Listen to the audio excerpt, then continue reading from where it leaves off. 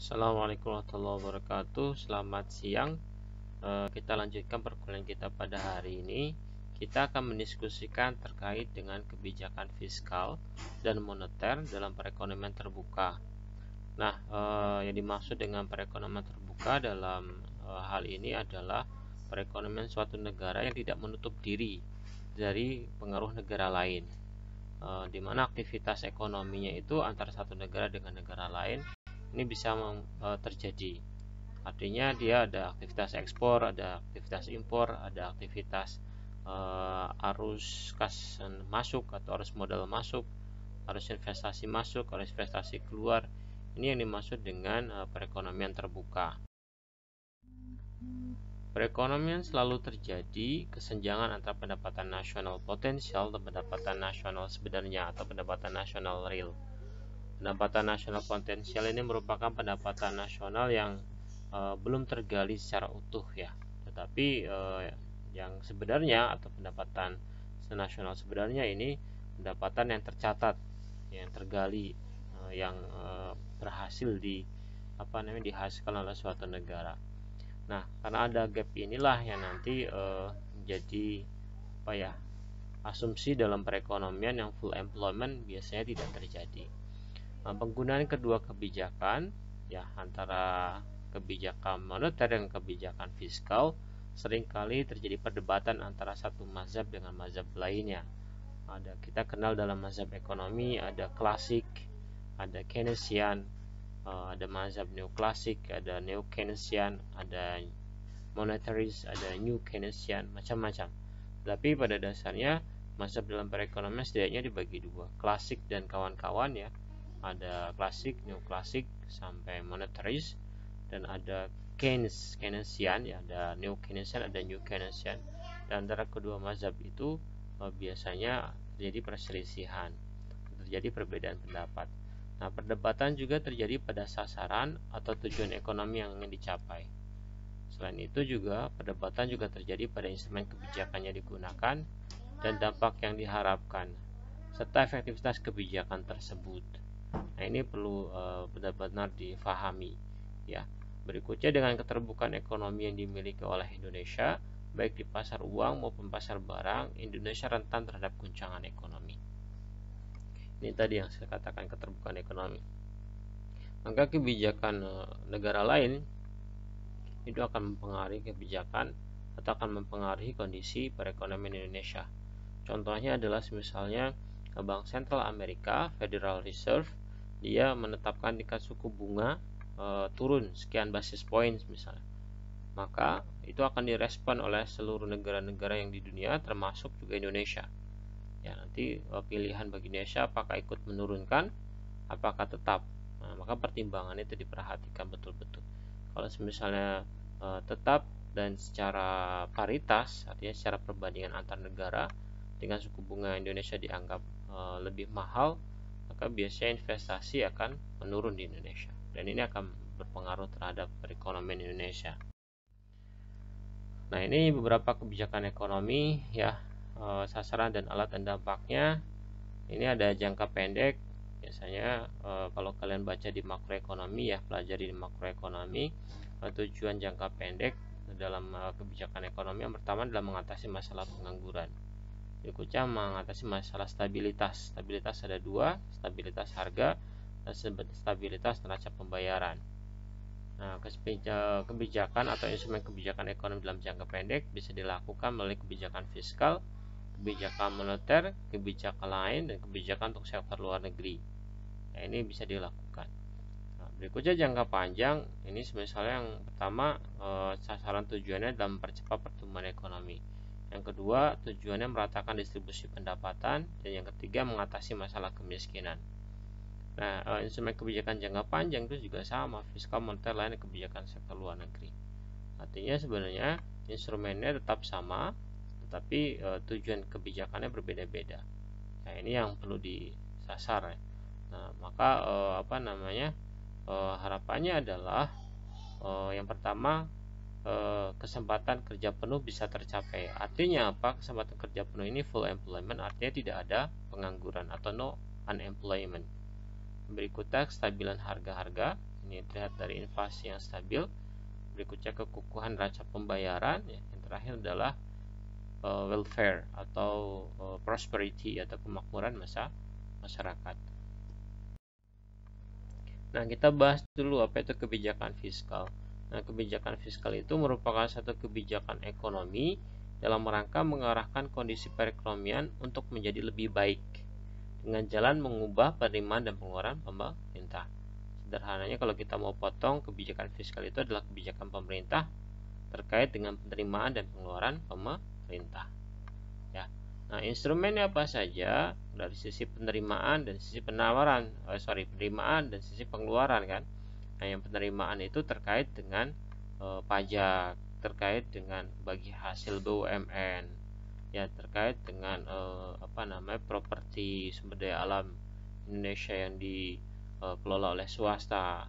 Nah, ini dari sisi penerimaan. Dari sisi pengeluaran ada subsidi, ada pengeluaran pembangunan, ada pengeluaran rutin, masalah hutang, ada dana alokasi khusus, ada dana alokasi umum, dan lain-lain. Ini instrumen kebijakan fiskal, tapi biasanya digunakan adalah pajak dan subsidi, ini yang biasanya diotak-atik dan pengeluaran pemerintah. Nah, kebijakan anggaran atau politik anggaran ini macam-macam. Yang pertama bisa terkait dengan kalau dalam kebijakan fiskal, ya, nanti kebijakan anggarannya ada 3 setidaknya. Yang pertama adalah defisit, ya, defisit. Yang kedua adalah surplus, yang ketiga adalah berimbang atau balance budget. Nah, yang defisit ini artinya apa? Artinya pengeluarannya lebih banyak dibandingkan penerimaan. Dia sifatnya berarti fiskal ekspansif. Biasanya negara yang menargetkan pertumbuhan ekonomi tinggi, biasanya pengeluarannya lebih tinggi dibandingkan penerimaannya. Tapi dampaknya adalah defisit. Defisit harus ditutup dengan utang. Ini jadi masalah. Ya. Yang berikutnya adalah kebijakan surplus. Ini artinya ini meredam agresivitas perekonomian, di mana penerimaannya ini lebih besar dibandingkan pengeluarannya. Nah, ini kita sebut dengan kebijakan fiskal kontraktif. Artinya perekonomian sudah dalam kondisi sangat baik, bahkan sangat kalau istilahnya overheating, ya, lagi panas-panasnya, lagi luar biasa-biasanya, daya beli masyarakat sangat tinggi, maka pemerintah mengeluarkan kebijakan sifatnya kontraktif untuk meredam gejolak yang berlebihan dari daya beli masyarakat yang tinggi itu. Yang ketiga adalah anggaran berimbang. Anggaran berimbang itu dimana ini merupakan yang ideal sebenarnya, dimana penerimaan sama dengan pengeluarannya, Dan ini dulu pernah dilakukan dalam pemerintahan Abdurrahman Wahid dulu terakhir ini. Jadi pemerintahan Gus Dur itu tidak memiliki hutang sama sekali. Tapi kebijakannya adalah berimbang. Nah, berikutnya kita bahas kebijakan moneter. Nah, kebijakan moneter itu merupakan kebijakan yang terkait dengan permintaan dan penawaran uang. Ya, nah, ini sederhananya. Nah, kebijakan moneter dapat digolongkan menjadi 2, sama tadi ada ekspansif, ada kontraktif. Tapi instrumennya setidaknya ada 5. Yang pertama adalah terkait dengan politik diskonto. Dia berarti terkait dengan tingkat suku bunga. Jadi Bank Indonesia sebagai sebagai bank sentral, sebagai otoritas moneter yang mengatur kebijakan moneter, itu bisa memainkan tingkat suku bunga SBI, sertifikat Bank Indonesia, ya. Nah, berikutnya ada open market system atau pasar terbuka. Bank Indonesia juga bisa melakukan jual beli sertifikat Bank Indonesia. Yang ketiga, misalnya bisa menggunakan kredit selektif. Misalnya pemerintah dan Bank Indonesia menetapkan rasio down payment, misalnya rasio down payment atau istilahnya itu uang muka kredit diperbesar misalnya. Terus yang keempat ada yang disebut dengan reserve requirement atau cadangan kas minimum. Nah, ini merupakan kebijakan Bank Indonesia terhadap jumlah minimum simpanan yang harus disimpan oleh bank umum. Biasanya antara 2% sama 1%. Tujuannya untuk tujuannya untuk jaga-jaga, tujuannya untuk jaga-jaga ketika ada penarikan besar-besaran. Yang kelima biasanya ada moral suasion. Moral suasion itu himbauan dari pemerintah dan Bank Indonesia terhadap kondisi perekonomian. Nah, dari instrumen-instrumen tadi nanti bisa diarahkan apakah kebijakannya ekspansif atau kebijakannya kontraktif. Nah, kebijakan ekspansif itu merupakan kebijakan dalam rangka menambah jumlah uang beredar. Nah, kapan jumlah uang beredar? Ketika menggunakan politik diskonto, kapan menggunakan pasar terbuka dan segala macam, nanti itu kalian cari sendiri ya. Nanti akan saya jadikan tugas. Ini tadi yang sudah saya sampaikan ya, ada setidaknya ini kurang satu, kredit selektif. Harusnya ada kredit selektif. Ini ada instrumen operasi pasar terbuka, kualitas diskonto, rasio cadangan wajib, himbauan moral, dan satu lagi kredit selektif. Oke, nah untuk melihat pengaruh kebijakan moneter dan kebijakan fiskal dalam perekonomian terbuka, secara gampangnya, secara mudahnya bisa dilihat dari kurva IS dan LM. Ya, kalau belajar makroekonomi itu harusnya sudah disampaikan, ada kurva IS, ada kurva LM. Kurva IS itu merupakan kurva yang menunjukkan hubungan antara tingkat bunga dengan pendapatan nasional ya di pasar barang. Sedangkan LM juga sama, yaitu kurva yang menunjukkan hubungan antara tingkat bunga dan pendapatan yang muncul di pasar uang. Nah, pasar barang itu mudahnya bukan pasar barang dan jasa yang dalam artian ada yang di pasar, bukan, tapi tergambarkannya biasanya dari Keynes, rumus Keynes, yaitu Y sama dengan C plus I plus G ekspor men import. Jadi ini terkait dengan barang dan jasa yang digunakan oleh masyarakat secara menyeluruh. Ada masyarakat rumah tangga, ada masyarakat produsen, ada masyarakat pemerintah, dan ada masyarakat luar negeri. Ya, ini kurva ya. Sedangkan kurva LM ini lebih dipengaruhi oleh permintaan dan penawaran uang. Ya, ini kurva IS dan kurva LM. Jadi kebijakan fiskal terlihat dari kurva IS dan kebijakan moneter terlihat dari kurva LM. Nah, teori yang lain selain kurva IS dan LM juga ada teori yang disebut dengan Mundell-Fleming. Nah, Mundell-Fleming ini mengasumsikan bahwa perekonomian terbuka di mana perdagangan dan keuangan ditambahkan. Ya, dia memasukkan kurva IS LM, tapi juga memasukkan unsur perekonomian terbuka. Ini terlihat dari balance of payment atau neraca pembayaran. Sudah saya sampaikan sebelumnya terkait dengan balance of payment. Nah, asumsi penting dan ekstrim yaitu perekonomian yang sedang dipelajari adalah perekonomian terbuka kecil dan ada mobilitas modal sempurna. Berarti bahwa ia dapat meminjam atau meminjamkan sebanyak yang ia inginkan dalam pasar keuangan dunia. Dan karenanya tingkat bunga perekonomian dikontrol oleh tingkat bunga dunia. Ini dinaturalisasikan secara matematis sebagai R sama dengan R bintang. Nah, pembentukan model Fleming seperti ini. Ini Y ini adalah untuk kurva IS. Ini NX itu adalah net ekspor ya. Ini C ini dipengaruhi oleh Y min T. Y adalah pendapatan nasional, T adalah pajak. I dipengaruhi oleh R dengan suku bunga. G ini government expenditure, autonomous biasanya pajak. Dan NX itu adalah nilai ekspor, dipengaruhi oleh tingkat nilai tukar atau E. Sedangkan M per P ini merupakan permintaan uang atau penawaran uang ya, untuk transaksi berjaga-jaga maupun spekulasi. Maka dia dipengaruhi oleh R dan Y. R itu adalah tingkat suku bunga, Y adalah pendapatan. Sedangkan R ini sama dengan R bintang, R bunga dunia, tingkat suku bunga dunia ya. Dia memasukkan unsur itu. Dan persamaan pertama adalah pasar barang, tadi sudah saya jelaskan, di mana Y-nya merupakan pendapatan agregat, pendapatan nasional, C-nya adalah konsumsi, I-nya adalah investasi, G-nya adalah pengeluaran pemerintah, dan ekspor neto atau NX. Ekspor neto mempunyai hubungan negatif terhadap nilai tukar atau E. Dalam model ini harga diasumsikan tetap sehingga perubahan nilai tukar proporsional dengan tukar real. Berikutnya persamaan kedua menggunakan tentang pasar uangnya ya. Ini terkait dengan penawaran keseimbangan uang real atau real money balance.